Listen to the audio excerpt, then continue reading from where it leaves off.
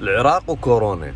تعرفون انه العراق ما تأثر اقتصاديا بزمن كورونا هواي، مو لان اقتصاده قوي، على الرغم انه غالبية اقتصاديات العالم تضررت وضررها كان جسيم، بحكم انه كل الاسواق تقريبا هي توقفت.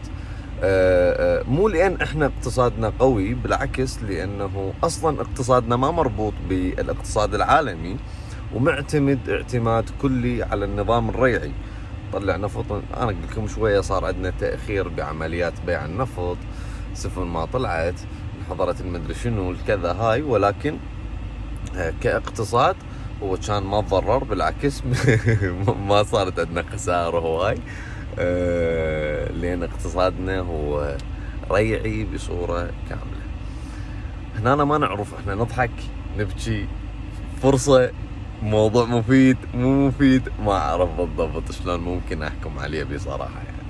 وتحياتي.